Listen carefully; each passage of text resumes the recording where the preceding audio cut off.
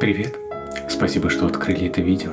В нем я задам вопросы своим друзьям, которые учатся и живут в Италии. У каждого интересная история, но их всех объединяет огромная любовь к этой прекрасной стране Италия. Если тебе понравилось это видео, не забудь поставить лайк, а также комментарий. И, возможно, ты увидишь следующий выпуск уже совсем скоро. Представься, пожалуйста, сколько тебе лет, какой вуз ты окончил, где ты учишься сейчас и на какой программе? Меня зовут Настя, я закончила МАРХИ в Москве, и сейчас я учусь в Сапиенсе, в Риме, тоже на архитектуре, но на урбанистике. Меня зовут Паша, мне 29, кончил Московский авиационный институт специалитета в 2018 году. Потом окончил магистратуру РГГУ по направлению итальянистики, так как увлекся итальянским языком. Собственно, поэтому я сейчас здесь, в Риме, учусь дальше итальянскоязычной программе в Сапиенце. Программа моя называется в переводе на русский язык «Международное сотрудничество в целях устойчивого развития». Меня зовут Полина. Училась 1,5 года в РЭУ имени Плеханова на лингвистике. Сейчас учусь в Ла Сапиенце на Global Humanities. Почему Италия? Рассматривал ли ты вообще другие варианты? Я хотел просто сюда приехать учиться, и мне было по большому счету без разницы, где это делать. Я также ездил в университет Перуджи для иностранцев узнавать требования для поступления. Ну, в общем, это не был принципиальный вопрос. Я в итоге остановился на Риме, потому что здесь я уже кого-то знал. Я понимал, что я сюда приеду, и точно у меня тут будут хотя бы какие-то знакомые уже, 100%. Я уже увидел университет сам. И когда я подался на эту программу, к счастью, мне не пришлось подаваться на другую, потому что это была единственная программа на итальянском языке, которая могла бы мне подойти теоретически. Я на нее отправил запрос, все как положено. И мне пришло, что все окей, да, преакцептанс, отлично. Я думаю, все отлично, тогда не буду дальше вообще ничего больше пробовать с первого раза и все. Я рассматривала другие варианты, но я никуда не подавалась, потому что в Италию, в Рим, также в Сапиенсу, но на реставрацию я поехала на Erasmus-программу еще в 2020 году. И мне в целом очень понравился город.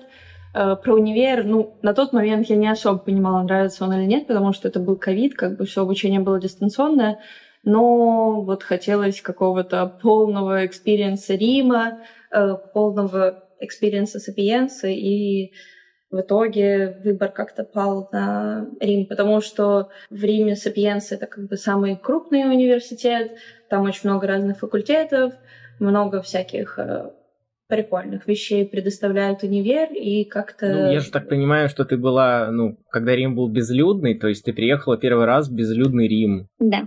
В то время ковида в Риме, как если помнишь, вот эти видео на Ютубе, документальные фильмы, интервью Бродского, где он по Венеции ходит с этим репортером, задает ему тупейшие вопросы, и он философствует, размышляет о бытие. У тебя было похоже? Да, я приехала в безлюдный Рим вообще в 2020 году, это было прекрасно, но вот все итальянцы, кого я встречала, они мне такие: ты должна приехать в настоящий Рим, это вообще просто картинка, и ты ничего не понимаешь. И вот мне тогда очень понравилось просто бродить одной, смотреть на Пантеон, Треви, просто никаких туристов, никого.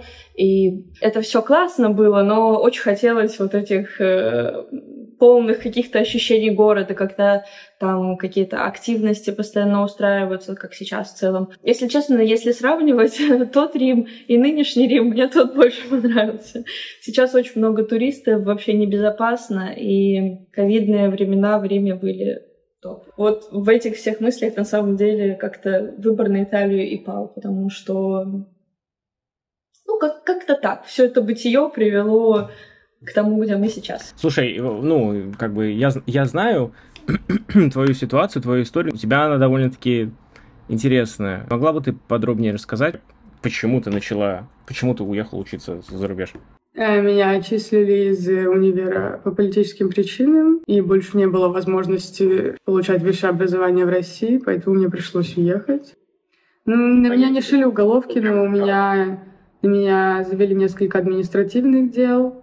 И вот за день до того, как я улетела, был суд по статье за экстремизм, за распространение экстремистских материалов. Я все еще была в судебном процессе с университетом. Университет писал на меня какие-то жалобы, чтобы я в итоге проиграла. Поэтому я просто не знала, чего ожидать, и мне было страшно. Я понимаю, что там большая часть моих страхов была просто паранойя. Тем не менее, ситуация была такая себе. Италия просто оказалась страной, которая первая меня приняла в свой университет. Так я рассматривала и другие варианты. Рассматривала вариант поехать в любую страну европейскую в целом. Я просто почему спросил, потому что, так скажем, я ехал не по своей воле, как многие другие ребята, студенты, то есть меня обстоятельства заставили. И я думаю, ты в этом плане, твоя история, твоя ситуация, ты ее разделяешь. И мне кажется, у тебя адаптация и вообще сам переезд происходил в стрессе, да? Нет, как будто наоборот, как будто другого выбора не было, и пришлось как-то уже адаптироваться. То есть я не могла просто... У меня не было варианта взять и вернуться, поэтому мне пришлось как будто форсированно здесь обустраиваться. На самом деле для меня адаптация не была настолько сложная. Я бы не сказала, что у меня был какой-то период страданий из-за этого. Я была рада улетать. Нет, единственные мысли мои были, что ура, наконец-то там мне не будет страшно спать, мне не будет страшно, что ко мне там морда ментов ломится ночью. На этом в целом все. То есть мне понимаешь, у меня не было вещей, которые бы меня держали в Москве. Поэтому никаких double thoughts там не было. У меня все друзья уехали, у меня семья. Меня подталкивало только уезжать. У меня не было возможности учиться, у меня была отвратительная работа. То есть единственный выход в какую-то нормальную жизнь у меня было уехать. Сложно ли поступить самому? Многие прибегают к услугам агентства. Рекомендуешь ли ты поступать самому? Мне кажется, что самому, если делать все вообще сам, подразумевая, что никто тебе не помогает, это, конечно, сложно, потому что нужно знать, как это устроено, потому что есть определенные процедуры, нужно понимать, что зачем делать, это требует времени, требует каких-то усилий все равно. В плане агентств не знаю. Я не пользовался услугами агентств, но просто потому, что мне повезло, и я пользовался услугами друзей, которые искренние и к тому же еще и бесплатные, эти услуги. Поэтому мне повезло. Можно обойтись без агентств, если найти просто человека, с которым можно будет поговорить, спросить, как поступать, что зачем идет. Это не так уж непреодолимо. Я думаю, поступать нет, но стипендию получать да. Запутанная бюрократическая система, очень много документов нужно. Стипендию, дескалацию я делала все документы с агентом. Я поступала полностью сама. Какую-то информацию, которую я искала, я просто искала в интернете, во всяких чатах Телеграма. Все документы, вся вот эта вот загрузка документов на стипендию, на все я в целом подавалась сама. Какие-то там друзья мне помогали, да, просто которые друзья, такие же студенты, как и я, с которыми я как раз-таки во время Erasmus и познакомилась. И просто какие-то такие советы помогли. Особо никаких сложностей не возникло. Единственное — сроки. Наверное, сроки — это единственный минус подачи самому, потому что ты не знаешь, когда там ответит универ, когда будет готова виза, когда апостилируют все твои документы. С апостилем это тоже такая лотерея, что ничего не знаешь. Но на самом деле, если ты подаешься с агентством, у тебя нет никаких гарантий. Вот. Я вспоминаю, когда я поступал один, благо ты мне писец помогала и мотивировала очень. Тебе спасибо огромное. Не знаю, тебе вообще говорил. Когда я поступал, работал на двух работал, и откладывал деньги. И я думал, будет сейчас глупо, если я все это просру. Какая-то маленькая деталь повлияет на мое поступление, и я слечу. И у меня все время стояла дилемма выбрать услуги агентства. Угу. Но в итоге ты же тоже без агентства поступал. Да, но что ты посоветуешь этим людям, которые так же, как и я, стрессуют по поводу того, что они упустят маленькую деталь и не смогут поступить и потеряют год? Упустить маленькую деталь, мы все люди, все могут упустить детали. Я знаю много историй, когда агентства тоже могут ошибаться. Они указали там неправильный год рождения, неправильный паспорт, неправильное имя, неправильный, там, например, для стипендии, там, квадратные метры твоего дома вообще неправильно указали, неправильно. То есть ты никогда не знаешь. Это просто ответственность на ком-то.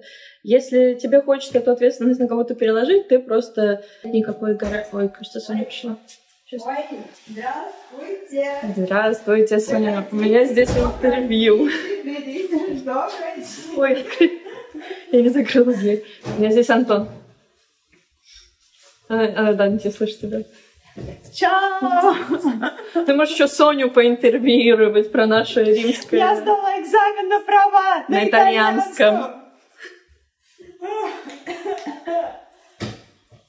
Соня, ты приглашена на второй выпуск интервью. Нет, подожди, я не до конца договорила. Короче, итог какой? Подача с агентством или подача самому? Ответственность либо полностью на тебе, либо на агентстве. И просто это либо перекладывание ответственности, либо ты сам отвечаешь за каждую свою ошибку. Ошибки могут быть везде, как всегда. Мы все люди. Ли без знания итальянского? И почему? Смотря что. Вообще, в целом, я бы не сказала, что мне очень тяжело. Плюс у меня есть уже какая-то база. Тем не менее, если это касается каких-то бюрократических тем, никто не разговаривает по-английски. Любое взаимодействие с квестурой или полицией, там очевидно, что у них гораздо меньше эмпатии к людям, которые не разговаривают по-итальянски. Я не могу сказать, что у меня нулевые знания итальянского. Я изначально приезжала уже с какой-то базой, то есть там выкрутиться, сказать капучино, корнетто или зарядите, пожалуйста, мой телефон или где там уборная, я могла сказать. В плане документов тоже плюс-минус я могла на пальцах, не на пальцах, какими-то ключевыми словами тоже объясниться. Поэтому на начальных этапах какая-то база должна быть, потому что совсем без базы, мне кажется, очень сложно. Потому что во всех бюрократических вопросах, в любом рандомном там маркете, на улице спросить дорогу, очень много итальянцев, они вообще не говорят по-английски, поэтому... Вопрос про деньги. А сколько минимум нужно брать с собой? Виза, депозит за квартиру и так далее. То есть прям минимум, чтобы приехать и чувствовать себя комфортно. Лучше, конечно, приехать с какими-то накоплениями. Без них почти что невозможно, потому что если ты снимаешь комнату, койку, квартиру, неважно что, ты платишь депозит. Депозит всегда разный, ты не можешь его предугадать. У тебя есть выбор, но выбора особо и нет, потому что с жильем сложно в Италии в целом. С поиском комнат, квартир. Депозит, например, плюс-минус, да, возьмем какой-то средний вообще, то, что реально найти, то, что реально заселиться и жить спокойно. Плюс-минус 500 евро. Это прям для кого-то это много, наверное, для кого-то это, возможно, мало. Комната, да, плюс-минус будет 500. Скорее всего, депозит будет либо месяц, либо 2 месяца. То есть это уже желательно, чтобы там на первый месяц у тебя было 1,5 покушать, там какие-то первые бытовые предметы необходимости тоже купить, я не знаю, 500 евро, 1000 евро просто, чтобы подстраховаться. То есть минимум, наверное, 3000 евро. И то все в разных положениях. Может быть, кто-то там снимает койку за 200 евро, я не знаю, кто-то снимает квартиру за 1000 евро. То есть у всех разные запросы. Я думаю, как минимум 1500 нужно взять. Опять же, можно с этими деньгами, с 5000 довольно долго жить, в общем-то. И опять же, если ты как-то их распределяешь более-менее аккуратно. Какой источник у тебя дохода? Я преподаю итальянский язык, всегда рад новым ученикам, так что твои зрители могут мне писать, звонить. Буду рад всем помочь. У меня уровень C2, есть сертификат CHILS, также профильное филологическое образование. Опыт работы в консульстве, переводчиком, в коммерции достаточно, поэтому в этом я разбираюсь, я в этом компетентен. Пишите, звоните, всем помогу, все будет четко. У меня источник дохода, он варьировался, было и 600 евро, и 800 евро, и 1000 евро в месяц. В целом 1000 евро нормально хватает. Жила я до какого-то момента на стипендии, плюс мне родители помогают. Сейчас я стипендия слетела, у меня стажировка, которая приносит мне иногда какие-то side-jobs. В целом я фриланс-фотограф здесь. Сколько ты тратишь в месяц? Общую цифру? Примерно, я думаю, 1000. Это с учетом того, что у меня комната 500 евро. 500 на комнату, чисто 500 на мои расходы. У меня комната 380 евро, плюс счета, то есть выходит там 400-420 в месяц. И остальное чисто зависит от того, на что ты тратишь деньги. То есть, как часто ты выходишь там с друзьями на аперитивчик и всякое такое, по каким местам ты в целом ходишь, потому что тот же самый апероль ты можешь выпить за 3,5 евро, а можешь за 15. Завтрак ты можешь найти за 2 евро, а можешь за 10. Зависит все от тебя. Китайцы спасают. Китайцы тема азиатская еда в Италии. В принципе, немного. Основная моя трата – это жилье, оплата комнаты. То есть жилье и все остальное на жизнь. Если внимательно не относишься к деньгам, то, в общем-то, можно вполне рационально, вполне бюджетно здесь жить. Не считая обязательных затрат на ВНЖ, потому что там была какая-то комиссия, типа 100 евро или сколько там, я не помню, чтобы подать заявление на ВНЖ в самом начале. Плюс оплата жилья, плюс страховка, которую нужно делать, помимо этих трат. Я имею в виду просто именно бытовую часть, она довольно-таки, можно обходиться довольно-таки. Первое, что приходит в голову. Плюсы и минусы учебы в Италии. Огромный плюс по сравнению с российской системой образования в том, что здесь обучение доступно. И что люди платят, исходя из собственного дохода. И многие из людей вообще не платят ничего, кроме налога. Там 150 евро в год. Это очень хорошо, потому что это дает возможность учиться всем, абсолютно всем желающим. Плохое есть... также можно сказать, что хорошая сторона это что здесь тебя никто не заставляет все делать в сроки. И теоретически ты можешь учиться здесь много лет. Если ты платишь налоги, продолжаешь какое-то время там худо-бедно сдавать какие-то экзамены, что-то посещаешь, можно учиться очень долго. Хоть 10 лет, хоть 20, сколько угодно. Но это также и большой минус, потому что это многих студентов, я думаю, это лишает мотивации абсолютно. Не заставляет, у тебя нет никаких дедлайнов, можно, конечно, заниматься совсем другими делами, и реально будешь учиться там 10-20 лет, когда, в принципе, можно немножко поднапрячься, и все это там, кто учится триеннале, у кого бакалавриат, можно за 3 года, магистратуру за 2, это, в принципе, вполне тоже осуществимо. Это плохо с той точки зрения, что это лишает мотивации в какой-то степени. Плюс стиль жизни, погода, доступность к путешествиям, новые знакомства, новые люди, просто открытие сознания. По минусам безопасность, то, что мы с тобой постоянно обсуждаем. Бюрократия, не знаю, сроки, неопределенность, непостоянность. Это будет очень субъективно, потому что я учусь на английском, поэтому в минус я бы определенно отнесла незнание английского профессорами. Из плюсов я бы отнесла это и в плюс, и в минус. Вся итальянская образовательная система как будто построена на теории. То есть, если едешь сюда учиться, нужно привыкнуть к тому, что нужно много читать, очень много читать. И для моего факультета это достаточно... для твоего тоже, господи, я говорю, как будто ты отчислился. Это в целом плюс, но я знаю, допустим, что у меня какие-то друзья учатся на медиков или на биологов, и им не достает практики. Тоже из плюсов я бы отметила какую-то университетскую среду, которая как будто мотивирует. В России такого не было никогда, чтобы меня привлекали какие-то возможности быть там в research field или что-то получать мастерс или получать PhD. Здесь мне хочется это делать. Нет такого прессинга, как в России. Где я училась в Плешке, там отходить определенное количество часов, сделать там, не знаю, 5-10 презентаций за семестр, и только потом тебя допускают к экзамену. Но по сути это же просто пустая трата времени. Ты приходишь, слушаешь эти презентации, и на этом все. Здесь так не работает. Тяжело ли тебе учиться? Достаточно тяжело, да. Большинство студентов здесь учатся на английском языке. По крайней мере, мне мои одногруппники говорят, что легче, чем на итальянском сдавать предмет. Просто потому, что там и преподаватели итальянцы, студенты все иностранцы. И они все говорят на чужом языке, и преподаватели, и студенты. И, видимо, это как-то способствует тому, чтобы быстрее все это как-то все проходило и как-то не сильно запаривать друг друга. Это я утрирую, конечно, но мне кажется, что суть в этом. Вот. А так, в целом, на итальянском, да, довольно трудно, потому что много отдельной лексики, не отдельной, а специальной, и приходится очень много разных понятий учить, очень много разных каких-то идей, там, концепций, это все не так просто.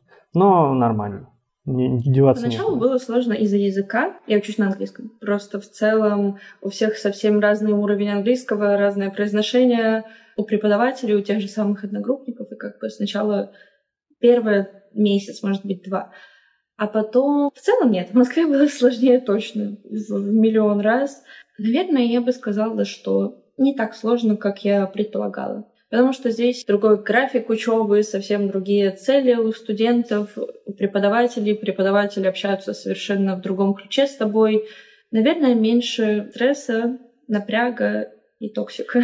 Нет ли у тебя после такой школы жизни, постсоветской русской системы образования, шок, адаптация, потому что я помню, я приехал в кампус главный, и ребята лежали на травушке, курили, кто-то даже курил травку, кто-то выпивал пиво, и это абсолютно нормально. Пиво захотелось. Да, мы как-то это скипнули и приняли за реальность, и я сейчас вспоминаю и понимаю, что влияет на учебу, в эмоциональном... Конечно, это влияет на вообще ментально, эмоционально, вообще психологическое любое состояние. Вообще, возможно, это кажется такой классной картинкой, потому что я знаю, что в школах здесь все не так прекрасно, как нам могло бы казаться, и тоже очень много токсика, и просто это видно по итальянским подросткам. В универах вообще статистика самоубийств в Италии среди студентов очень высока. Реально, ты можешь погуглить, там она высокая. И для меня это большой вопрос. Почему? Потому что у них очень много гибкости вообще во всем в учебе. Ты можешь учиться 9 лет на бакалавре, и никто тебя не попрекнет этим. Возможно, кто-то там, не знаю, родственники, еще кто-то. Даже у меня был случай, буквально год назад я хотела поскорее сдать экзамены, и это уже была весна, и я прям что-то нервничала, 3 дня подряд у меня были экзамены, и туда, и сюда, хочу успеть все сдать. И преподавательница мне такая: расслабься, смотри, какой прекрасный Рим весной, иди гуляй, наслаждайся цветущими деревьями, сдашь следующую сессию. Вот так вот. И следующая сессия каждые полгода, по-моему, 3-5 экзаменов ты можешь... То есть на один экзамен у тебя 3-5 попыток. И попытки не ограничены. Мархешники, привет! На твой взгляд, что можно позаимствовать и улучшить в российской системе образования? Хотелось бы больше гибкости, открытости, выйти из каких-то рамок, из этих всех ГОСТов, норм, вот этого всего. И, по крайней мере, в моем универе, какой-то креативности, что ли. Потому что у нас там были примеры, хочется креативить, а тебе говорят: только такого формата и точка. Хотя ты можешь поставить там, это в мою линейку, и вот у тебя все понятно. Какой-то креативности, гибкости и, наверное, такой расслабленности, про которую мы с тобой и говорили. На самом деле я довольна очень образованием МАРХИ, потому что я вижу другие примеры сейчас других студентов, которые также окончили бакалавриат по всей Европе, вне Европы, в разных странах. И я понимаю, что МАРХИшники реально мощь, и, возможно, эти рамки и дают эту мощь. Но какой-то все равно какого-то выбора, наверное, предмета, про который мы только что говорили, хотелось бы. Но я вообще не могу ничего сказать плохого про уровень образования. Уровень образования явно лучше в МАРХИ, по крайней мере, в архитектуре, чем во многих университетах. Со многими студентами я сейчас встречаюсь, и я понимаю, что МАРХИ мощь. Возможно, какая-то конкуренция к этому тоже подталкивает, чтобы ты рос и был крутым. Возможно, что-то другое. Но как будто здесь уровень слабее, что ли. А для жизни непонятно, какой на самом деле уровень. Ладно, это уже отдельная философская... Это касается не системы образования самой, это касается взаимоотношений между людьми. То, что мне приходит на ум. Потому что я вспоминаю, например, мои занятия в авиационном институте. Бывало такое, что если ты опоздал на 5 минут, тебя не пускали на пару. Здесь студентов рассматривают более-менее, по крайней мере, студентов магистратуры, не знаю, как бакалавриата, но мне кажется, что тоже. Как взрослых людей никто никого не ругает, если кто-то опаздывает, если кто-то куда-то выходит, если кто-то уходит раньше. Это абсолютно нормально, в этом смысле чувствуешь себя спокойно вообще абсолютно. Ты не чувствуешь, что преподаватель – это тот, кто решает за тебя, ставит, я не знаю, наказывает тебя за то, что ты опоздал, или не разрешает тебе уйти раньше, потому что у него лекция. Факт, что здесь можно выбирать предметы внутри курса, это немного обескураживает. Потому что в любом случае ты выбираешь один, и когда выбираешь один, ты таким образом отказываешься от другого. Заранее ты часто не знаешь, какой лучше, какой хуже, какой тебе понравится больше, какой меньше. Конечно, можно сходить на всякие лекции, на эти оба предмета, из которых ты выбираешь, и решить, но все равно это создает неуверенность. Ты думаешь все-таки, что выбрать. Многие выбирают, исходя из преподавателя, кому как нравится больше. Может быть, это логично, потому что бывают преподаватели странные и не очень приятные, с которыми не хочется иметь дело. Это тоже бывает. Но в целом я бы лично, если бы здесь было так же, как устроено у нас, что мне не нужно было бы выбирать, если бы я просто доверяюсь составителям программы и все, как она есть, на мой взгляд, мне лично так бы даже больше понравилось. Это не подразумевает, что ты что-то паришься, выбираешь. В целом, была бы моя воля, переформатировала бы всю систему в России, начиная от того, что большинство людей, допустим, с которыми я училась в России, это были люди, которые просто не хотели в армию идти. То есть, очевидно, ни о какой научной среде и вообще речи не шло. У меня нет какого-то ответа, что можно было бы конкретно взять, чтобы это сработало в России и улучшила как-то систему. Мне кажется, вообще систему всю надо менять. С какими сложностями ты сталкиваешься сейчас, будучи в Италии? Первое, что приходит в голову. Не будь то бюрократия, будь то учеба, сессия. Вообще первая проблема, которая тебя волнует сейчас. Поиск работы. По профессии, я имею в виду, по профессии. Так-то с работой ты можешь пойти баристой завтра же работать и нормально зарабатывать. Но по профессии, конечно, не так легко. Все, что связано с бюрократией. Бюрократия и найти стабильную работу очень тяжело. Ну нет, вот у меня сложность именно в плане образования, в том смысле, что мне нужно заниматься довольно много, чтобы это все нормально сдавать. Потому что мне сложнее, чем местным сдавать экзамены. Объективно. С этим столкнется любой россиянин, который приедет сюда учиться на итальянскоязычной программе. В плане бытовом, в общем-то, все нормально. Единственное, да нет, ну как сложность, это неприятность. То есть в метро ходит редко, с транспортом небольшим, в сравнении с Москвой отвратительно ходит, но это, я бы не сказал, что это трудность. Это данность, к которой, в принципе, можно привыкнуть, но поначалу было трудно именно в том смысле, что когда я приехал, я думаю, ё-моё, я же никого не знаю, я же ничего не знаю, что делать. Как-то странно. Еще и жарко ужасно в сентябре. Вот. Ну, не-не-не, прошло нормально, в общем, адаптация. Ну, можно ко всему привыкнуть. Советы, которые ты можешь дать другим, кто уже собрался или собирает чемодан в Италию? Начать искать жилье заранее, быть готовым к тому, что бюрократия может растянуться на год, на полтора, и ВНЖ ты получишь очень нескоро.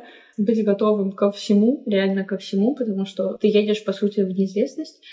Быть терпеливым. Если не получается быть терпеливым, просто расслабляться по всем нормам и канонам итальянской дольче виты, потому что это реально очень помогает. Учить итальянский, да, база должна быть, это я уже говорила, учить итальянский. Точно не бояться пробовать спрашивать, говорить на любом языке, ломаном итальянском, ломаном английском. В любом случае, итальянцы очень открытые, они всегда помогут. Ты скажешь им любое итальянское рандомное слово, они там будут тебе аплодировать и...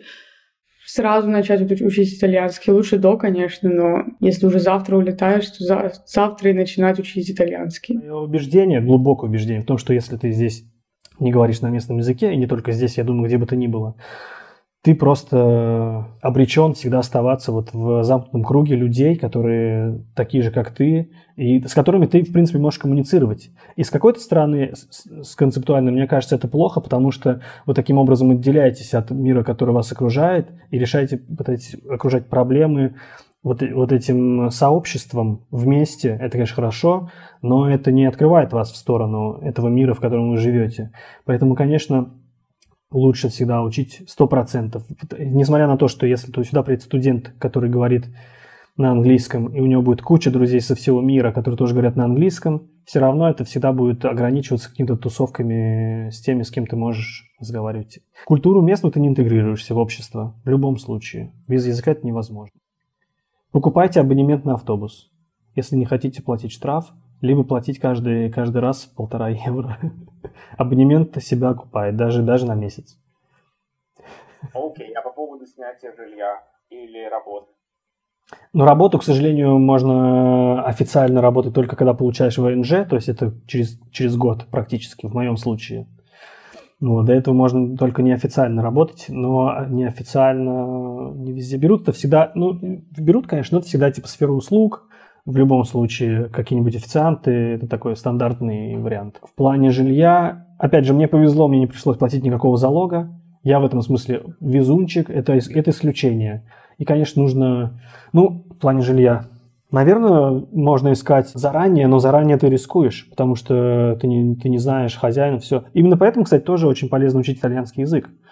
Чтобы не было такого, что вы друг друга с хозяином не понимаете или там не можете договориться. Это всегда располагает к себе, кстати. И в таком случае, я думаю, что приезжающий сюда студент будет в приоритете у хозяина, если он может с ним общаться на одном языке. И по приезде гораздо проще решать эти проблемы. Как ты планируешь использовать опыт после завершения учебы? Я собираюсь на мастерс поступать, потом, может быть, PhD. Пока что хочу просто на социальную антропологию пойти после бакалавра. Как применять это буду, вопрос хороший. Стараюсь не думать об этом. То есть мне нравится поле, которое я изучаю, но пока что у меня нет какой-то четкой картинки, куда я пойду с этим. настолько широкий факультет по своей программе, что в целом я не думаю, что у меня будет какая-то проблема не найти работу в случае чего. Я не могу ответить. Мне кажется, у нас подобных программ в России нет. Я не знаю, можно ли его нормально применить в России, потому что все-таки это направлено на какие-то международные организации. Либо гуманитарные, либо там какие-то политические. Потому что я знаю, что многие у нас стажировки проходят в разных посольствах разных стран, работают в ООН, еще там где-то постоянно, на европейском уровне. Не знаю, это будет зависеть не от меня, в том числе от обстоятельств внешних, где я буду применять это образование, здесь, в Италии, либо дома. Я пока не готов об этом судить, не знаю точно. Но я бы, конечно, был не против применять его дома, если бы такая возможность была в России. Нет, пока план есть краткосрочный, благополучно выпуститься. Да, дальше будет видно. Очень в подвешенном состоянии на эту тему, потому что, конечно, хотелось в идеале найти какое-то клевое бюро, то, чтобы мне и нравилось работать, и в целом был бы клевый доход, и какое-то было постоянное развитие. Как и все мы, хотим найти хорошую работу. Вот, хотелось бы так. Но это не так просто. Поэтому у меня несколько бэкап-планов. Это PhD, это возвращение домой, это переезд в другой какой-то город Италии, потому что я сейчас живу в Риме, попробовать в других городах тоже точно нужно перед тем, как поехать домой. Пробовать работать не по профессии, немного как-то изменить вообще сферу связанную, но плюс-минус... я гибкая в этом вопросе. Вот. Много вариантов. Просто нужно все взвесить за, против, плюсы, минусы и решиться. Вот. Но возможности реально есть. Можно поступить на PhD. На PhD очень много клевых возможностей, особенно в Сапиенсе. В Сапиенсу, если поступать, то нужно поступать на PhD. Потому что, я не знаю, если я тебе рассказывала или нет, PhD в Сапиенсе. Каждый месяц стипендия 1400 евро. Тебе спонсируют клевые всякие поездки, конференции, воркшопы, бла-бла-бла. Ты можешь из Сапиенса уехать куда угодно. То есть ты можешь начать учебу в Сапиенсе, а потом ты такой, мне кажется, что для моего ресерча больше подойдет профессор в Токио. И ты просто такой пишешь, чао, какао, хочу с вами делать ресерч. И Сапиенса просто подписывает договор, ты едешь в Токио и ты там ассистент у этого профессора. Вот таких возможностей очень много дает Сапиенса, особенно на PhD. Вот. Это один, на самом деле, из вариантов, к которым я склоняюсь, но пока я не знаю. Опыт с работой уже был, я там не почувствовала какого-то развития, вот, и просто, на самом деле, совмещать с учебой не так это просто, вот, а я это делала всю свою учебу, поэтому сейчас я делаю диплом и пока что не работаю пару месяцев. Посмотрим, как там что будет. Либо PhD, либо работа. Возможно, это последний шанс забежать в уходящий поезд, пока не знаешь, что случится завтра. Насколько это актуальна учеба за рубежом сейчас? Тяжело сказать, смотря какие у тебя в целом приоритеты. И для меня это важно получить высшее образование, и в целом я чувствую себя комфортно пока что только обучаясь где-то. То есть для меня это какая-то важный аспект моей жизни, что вот есть какая-то системность, и я где-то учусь и получаю образование. Я не думаю, что для всех это будет так. Это так работает. Поэтому если есть приоритет получать высшее, то да, стоит бежать. Если нет, то и есть возможность что-то делать в России, то почему нет? Есть желание остаться в России. Советуешь ли ты поступать ребятам на английскую программу на английском языке в Сапиенсу и вообще в Италию? Может быть, стоит рассмотреть что-то другое? Возможно, стоит попробовать что-то более северное, даже север той же самой Италии, либо туда дальше, на север Европы. Качество учебы на итальянском здесь явно лучше, поэтому либо поступать сюда на английском и понимать, что учеба будет не на прям 100%, это не будет так мощно, и либо учить итальянский, пробовать поступать на итальянском, потому что на итальянском это будет просто супер буст твоего языка и знаний, и возможностей у тебя будет явно больше. Вот. Окей. Ну все, тогда все. Вот и все. Вот и все. Да. Хорошо. Давай поступим в Сапиенсу. На PhD? Да.